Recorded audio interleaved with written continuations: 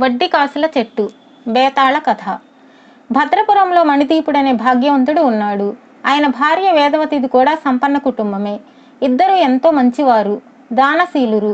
అడిగిన వారికి లేదనకుండా ఇచ్చి సాయపడేవారు. ఇంటికొచ్చిన వారిని కన్నతల్లిలా ఆదరించి పంపేది వేదవతి. కూర్చుని తింటే కొండలైనా కరిగిపోతాయంటారు. ఆ దంపతుల ఒక్కగానొక్క కొడుకు గుణదీపుడు పెరిగి పెద్దవాడయ్యేసరికి వారికి తాతల నాటి ఇల్లు మినహా ఇంకేమీ మిగల్లేదు.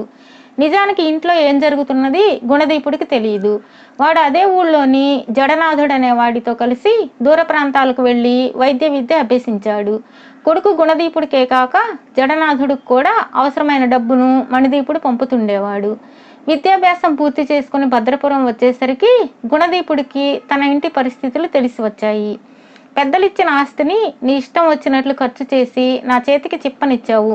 ఇప్పుడేం చేయాలో నాకు పాలుపోవడం లేదు అన్నాడు గుణదీపుడు కోపంగా తండ్రితో. నాయనా, సంపదలు మన వెంట రావు. మన మంచి మనలను సర్వదా కాపాడుతుంది. నీ తండ్రి చేసిన పనులన్నింటి వెనుక నా ప్రోత్సాహం కూడా ఉంది. అది తప్పని నీవు అనుకుంటే ఆ తప్పు మా ఇద్దరిది. ఇప్పటికీ మనకు వచ్చిన లోటేమీ లేదు. నిలువ నీడ ఉంది. నువ్వు వైద్య వృత్తి ప్రారంభించావంటే నీకు బోలెడు ఆదాయం వస్తుంది అంటూ కొడుకును సముదాయించింది వేదవతి. గుణదీపుడు వైద్య వృత్తిని స్వీకరించాడు. అంతో ఎంతో ఆదాయం బాగా వస్తున్నా అతడికి తృప్తిగా ఉండేది కాదు. అందుకు కారణం జడనాథుడు. సంవత్సరం తిరగకుండానే జడనాథుడికి తన మందులతో శవాలకు సైతం ప్రాణం పోయగలడన్న పేరు వచ్చింది. వైద్యం కోసం ఎక్కడెక్కడి నుంచో వచ్చే రోగులతో అతడి ఇల్లు కిటకిటలాడుతూ ఉండేది. క్రమంగా అతడి వద్ద సంపద పెరగసాగింది. నీ డబ్బుతోనే వైద్య వృత్తి నేర్చుకుని నీ కొడుకు పోటీగా తయారయ్యాడు జడనాథుడు. నీ మూలంగా నా ఆస్తి పోయింది. నేర్చిన వైద్య విద్య అక్కడికి రావడం లేదు అంటూ గుణదీపుడు తండ్రి మీద కోపంగా విసుక్కున్నాడు. నాయనా, ఇప్పుడు నీ ఆదాయం తక్కువేం కాదు. వైద్య వృత్తిలో సేవాధర్మమే ప్రధానం. నీవు నీ విద్యతో ప్రజలకు సాయపడు. అప్పుడు ప్రజలే నిన్ను గొప్పగా చూసుకుంటారు. నీకు జీవితంలో ఏ లోటు ఉండదు అని మణిదీపుడు కొడుక్కి హితవు చెప్పాడు. కానీ గుణదీపుడి దృష్టి అంతా సంపాదన మీదనే ఉండేది. అదేమో పెరగకుండా ఉంది. ఈ విషయం ఆ ఊళ్ళో బియ్యం వ్యాపారం చేసే మహాసేనుడికి తెలిసింది. ఆయనకు రత్నమాల అనే ఒకే ఒక్క కూతురు ఉన్నది. తనకు మగబిడ్డలు లేనందున ఆయన యోగ్యుడైన యువకుడిని ఇల్లరకం తెచ్చుకోవాలని చూస్తున్నాడు. అందుకని ఆయన గుణదీపుణ్ణి కలుసుకొని, బాబు, నీ కుటుంబం గురించి నాకు బాగా తెలుసు. నీ పూర్వీకులు ఎన్ని దాన ధర్మాలు చేసినా నీ కుటుంబం సిరి సంపదలతో వర్ధిల్లుతూ ఉండేది. అది వారి జాతక బలం. నీ తల్లిదండ్రులు నష్టజాతకులు. వారితో కలిసి ఉంటే నీకు ఏమీ అచ్చిరాదు. నా కూతుర్ని పెళ్లి చేసుకో. నా ఇంటికి ఇల్లరికం వచ్చేసేయి. నీ తల్లిదండ్రులను దగ్గరకు చేరనివ్వకు అంటూ తనకు అనుకూలంగాను అతడి తల్లిదండ్రులకు ప్రతికూలంగాను మాటలు చెప్పాడు. ఆ మాటలు గుణదీపుడి మీద బాగా పనిచేశాయి. అటుపైన రత్నమాల అందం కూడా అతన్ని బాగా ఆకర్షించింది. తాను ఆమెను పెళ్లాడాలనుకుంటున్నట్లు తల్లిదండ్రులకు చెప్పాడు. అందుకు వాళ్ళు, నాయనా, నువ్వు పెద్దవాడివయ్యావు. నీ మంచి చెడ్డలు నీకే బాగా తెలుసు. మేము నిన్ను దీవిస్తున్నాం అన్నారు. దీనికి గుణదీపుడు ఆశ్చర్యపడి, మీకు ఇప్పుడు బొత్తిగా ఆదాయం లేదు. కొడుకుగా మిమ్మల్ని పోషించవలసిన బాధ్యత నా మీద ఉంది. నేను మిమ్మల్ని అలక్ష్యం చేస్తే లోకులు నన్ను దుమ్మెత్తిపోయరా అని అడిగాడు. మణిదీపుడు నవ్వి, లోకాపవాదుకు భయపడి నీవు మమ్మల్ని చేరదీయవద్దు. మా గురించి నీకు ఏ బెంగా వద్దు. నారు పోసిన వాడే నీరు పోస్తాడు అన్నాడు. గుణదీపుడు రత్నమాలను పెళ్లి చేసుకుని అత్తవారింటికి వెళ్ళిపోయాడు. ఈలోగా జడనాథుడికి మణిదీపుడి అవస్థ తెలిసింది. అతడు వారిని చూడబోతే వాళ్ళు, మేము సుఖంగా ఉన్నాం. మా అబ్బాయి ఎంత బ్రతిమాలినా వాడి దగ్గరకు వెళ్ళడం లేదు. మా కట్టెలు ఈ ఇంటినే వెళ్ళిపోవాలని మా కోరిక అంటూ పరోక్షంగా తాము అతడితో రాలేమని సూచించారు. జడనాథుడు కొద్ది క్షణాలు మౌనంగా ఊరుకొని, నేను ఇక్కడికి స్వార్థంతో వచ్చాను. మీ పెరట్లో ఒక చెట్టు ఉన్నది. దాని పేరు ఎవరికీ తెలియదు. అయితే ఆ చెట్టు కాయలతో అద్భుతమైన మందులు తయారు చేయవచ్చునని నాకు తెలిసింది. అది ఏడాది పొడుగునా కాయలు కాస్తూనే ఉంటుంది. ఒక్కో కాయ 10 బంగారు కాసుల విలువ చేస్తుంది. అయితే అంత ధర నేను ఇవ్వలేను. మీరు రోజు నాకు ఒక కాయ ఇస్తే నేను మీకు 1 బంగారు కాసు ఇవ్వగలను. మీరు జీవించి ఉన్నంతకాలం ఆ చెట్టు కాయలు మరెవరికి అమ్మబోమని, ప్రతిరోజు నాకు ఆ కాయలు తప్పక అమ్మగలమని ఒక పత్రం రాసి ఇస్తే నాకెంతో మేలు చేసిన వారవుతారు అని చెప్పాడు. మణిదీపుడు ఆలోచనలో పడి, నీవు చెప్పే వరకు నాకు మా చెట్టుకాయలు విలువ తెలియదు. వాటిని నీవు అడిగిన ధరకు తప్పక ఇవ్వగలను. కానీ నేను నీకు పత్రం ఎందుకు రాయాలో తెలియడం లేదు అన్నాడు. అయ్యో, ఈ కాయల విలువ బయట వాళ్ళకు తెలిస్తే ప్రమాదం. వాటిని అమ్మమని చాలామంది అడుగుతారు. ఆ కాయలను ఒక రకంగా వాడితే ప్రాణాలు పోసే మందు అవుతుంది, మరొక రకంగా వాడితే ప్రాణాలు తీసే విషం కూడా అవుతుంది. ఇవి నా వంటి వాడి చేతిలో ఉంటేనే దురుపయోగం కాకుండా ఉంటాయి. మీరు పత్రం రాయడం వల్ల మీపై వేరెవరూ ఒత్తిడి చేసే అవకాశం లేదు అని జడనాథుడు వివరంగా చెప్పాడు. మణిదీపుడు జడనాథుడు కోరిన విధంగా పత్రం రాసి ఇచ్చాడు. ఆ రోజు నుంచి మణిదీపుడి దశ తిరిగింది. ఆయన తను సుఖంగా తింటూ అవసరంలో ఉన్న వారిని ఆదుకుంటూ ఎప్పటిలా పరోపకారంగా కొనసాగిస్తూ ఉన్నాడు. తండ్రి పరిస్థితి మళ్ళీ మెరుగుపడినట్లు గ్రహించిన గుణదీపుడు కారణం అర్థం కాక సతమతమయ్యాడు.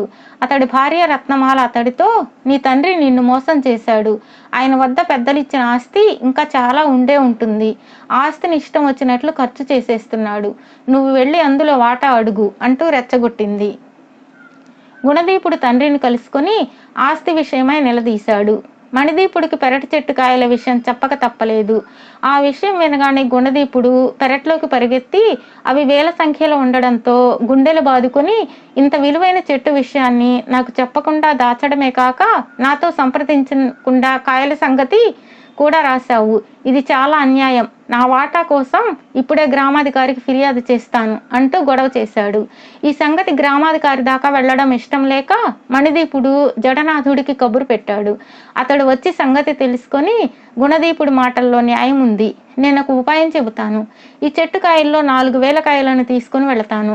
అందుకు ప్రతిఫలంగా మీకు నేను ప్రతిరోజు ఒక బంగారు కాసు చొప్పున 11 సంవత్సరాలు ఇవ్వాల్సి ఉంటుంది. అయితే కాయలు ముందుగా ఇస్తున్నారు కాబట్టి మీ డబ్బుకు బాగా వడ్డీ కూడా వస్తుంది. అందువల్ల నేను మీరు జీవించి ఉన్నంతకాలం రోజుకొక బంగారు కాసు ఇచ్చుకుంటాను. ఈ రోజు నుంచి ఈ చెట్టు పైన దాని కాయలపైన సర్వాధికారాలు గుణదీపుడికే విడిచిపెడదాం అన్నాడు మణిదీపుడితో. ఇది గుణదీపుడికి బాగా నచ్చింది. ఆ తర్వాత గుణదీపుడు ఆ చెట్టు కాయలను అమ్మడానికి ప్రయత్నిస్తే ఆ కాయల్లో వైద్యానికి పనికొచ్చే ఎలాంటి గుణం లేదన్నారు వైద్యులు.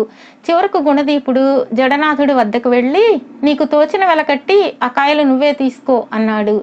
జడనాథుడు నవ్వి, ఆ పిచ్చికాయల్ని నేనేం చేసుకోను అన్నాడు. అవి పిచ్చికాయలా? వాటికేగా నువ్వు కాయకు బంగారు కాసు చొప్పున వెలగట్టావు అన్నాడు గుణదీపుడు ఆశ్చర్యంగా. నీ తండ్రి నుంచి తీసుకున్నప్పుడే ఆ కాయలు నాకు విలువైనవి. మీ పెరటి చెట్టు వడ్డీ కాసుల చెట్టు. నీ తండ్రి ఇతరులకు చేసిన ఉపకారాలు పెట్టుబడికి వడ్డీగా కాసులు ఇచ్చే కాయలని కాస్తుంది అన్నాడు జడనాథుడు. ఆ జవాబుకు గుణదీపుడు ముఖం వెలవెలపోయింది. అతడు తల వంచుకొని కొంతసేపు మౌనంగా ఊరుకొని, జడనాథ, నువ్వు మా కుటుంబం విషయాల్లో ఇంత నర్మగర్భంగా ప్రవర్తించవలసింది కాదు. ఏమైనా నా కళ్ళు తెరిపించినందుకు కృతజ్ఞతలు అంటూ అక్కడి నుంచి వెళ్ళిపోయాడు. బేతాళుడి కథ చెప్పి, రాజా, వైద్య విద్య పూర్తి చేసి తిరిగి వచ్చినప్పటి నుంచి మణిదీపుడికి తన కుటుంబం పట్ల జడనాథుడి ప్రవర్తన విచిత్రంగాను నిగూఢంగాను ఉన్నట్లు తెలుస్తూనే ఉన్నది కదా. తన సహాధ్యాయి అయిన గుణదీపుడు తల్లిదండ్రుల పట్ల కనపరుస్తున్న నిరాదరణ జడనాథుడికి తెలియంది కాదు. అయినా అతడు గుణదీపుడికి సరిదిద్దేందుకు ప్రయత్నించలేదు. వైద్య వృత్తిలో తనకు మితిమించిన సంపాదన ఉన్నది గనుక మణిదీపుడి పెరటి చెట్టు కాయలను అడ్డం పెట్టుకుని వినోదించినట్లు కనబడుతున్నది. అది తన వైద్య విద్యను అభ్యసించేందుకు సాయపడిన ధర్మాత్ముడి పట్ల అమర్యాద, కృతజ్ఞత అనిపించుకుంటుంది కదా. ఈ సందేహాలకు సమాధానం తెలిసి కూడా చెప్పకపోయావో నీ తల పగిలిపోతుంది అన్నాడు. దానికి విక్రమార్కుడు, జడనాథుడి ప్రవర్తనలో విచిత్రం, నిగూఢతే కాక ఆర్థికంగా, మానసికంగా స్థాయి భేదాల్లో ఉండే మనుషుల ప్రవర్తనకు అనుగుణంగా ఎటు మసలుకోవాలో ఎరిగిన లోకజ్ఞత కనబడుతున్నది. ఎంత నిరాదరణకు గురైన నిర్మల మనస్కులైన తల్లిదండ్రులు తమ కన్న బిడ్డలను ఇతరుల వద్ద కించపరచరు. ఆ కారణం వల్లనే మణిదీపుడు జడనాథుడితో, మా అబ్బాయి ఎంత బతిమాలినా వాడి దగ్గరకు వెళ్ళడం లేదు అన్నాడు. అలాంటి పరిస్థితుల్లో చేసేది లేక తనకు మేలు చేసిన వారి పట్ల కృతజ్ఞత కనబరచడానికి జడనాథుడు పెరటి చెట్టు కాయలను లేనిపోని విలువ కట్టి మణిదీపుడికి సాయపడ్డాడు. ఆ తర్వాత గుణదీపుడు చెట్టుకాయలను తోచిన వెలకట్టి తీసుకోమన్నప్పుడు జడనాథుడు నీ తండ్రి నుంచి తీసుకున్నప్పుడే ఆ కాయలకు విలువ అనేశాడు. ఆ జవాబుతో జరిగిన వాస్తవం, తన తల్లిదండ్రులు చేసిన పరోపకారం విలువ ఏమిటో గ్రహించిన గుణదీపుడు నా కళ్ళు తెరిపించావంటూ కృతజ్ఞత చెప్పుకొని వెళ్ళిపోయాడు అన్నాడు. రాజుకు ఈ విధంగా మౌనభంగం కలగగానే బేతాళుడు శవంతో సహా మాయమై తిరిగి చెట్టెక్కాడు.